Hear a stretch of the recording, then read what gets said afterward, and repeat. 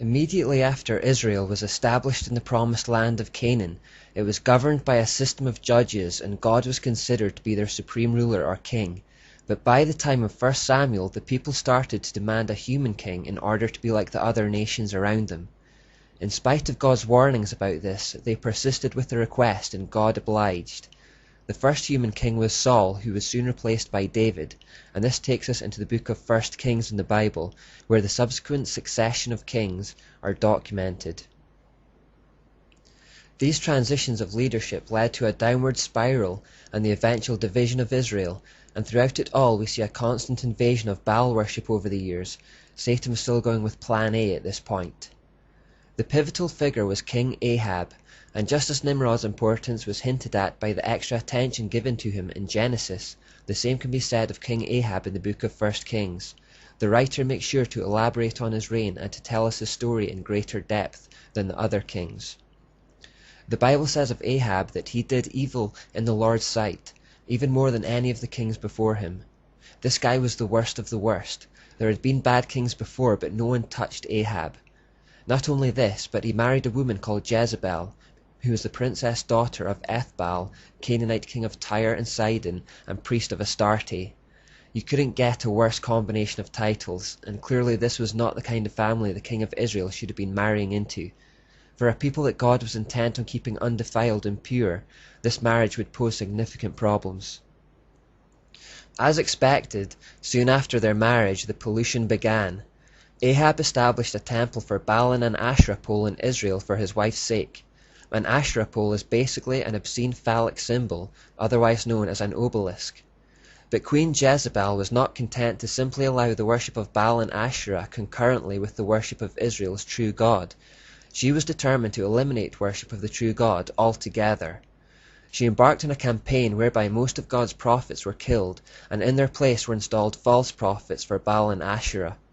She successfully controlled Ahab, implemented idol worship, and had him build a temple in their honor. As a result, the biblical record shows Israel plunging from the heights of David's glorious and godly reign to the depths of the pagan idolatry and Satanism under Ahab, and this was in many ways Israel's darkest hour. Satan was very close to winning God's chosen people to himself, once and for all. The apostasy of Israel was almost complete. The foundations of godliness were fast crumbling. The judgment of God was forthcoming. Now, do Ahab and Jezebel remind you of anyone? They were virtually identical to Nimrod and Semiramis. It's almost as though Satan thought to himself that since this tactic had worked so well in Babylon, it might just be the one that would finally clinch victory in the battle to subvert the Israelites.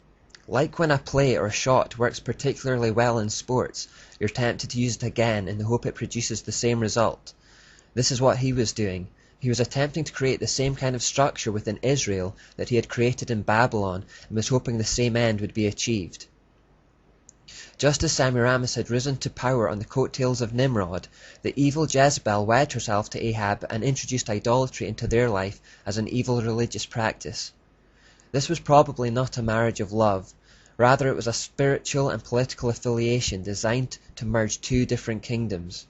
Just as Semiramis had an insatiable lust for power and would go to any ends to retain it, even killing her husband and plotting to kill her son, we see the same kind of spirit in Jezebel, a lust for power, control, and domination. Given her background in Baal worship, where sex acts and licentious living was exalted as a way to tap into the power of the gods, she would have had no qualms about sleeping her way to the top. Ahab, king of Israel, was completely subdued and dominated by Jezebel. Israel was now full of pagan shrines, filled with priestess prostitutes servicing the worshippers. The sexual lure was more than the men of Israel could resist.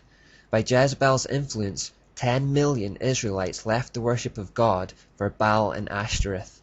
Only 7,000 people in the entire nation were not swayed by her control. This is how close Satan came to claiming Israel and thus removing the last remaining barrier between him and world domination. God, however, as always, had a man for the job, Elijah.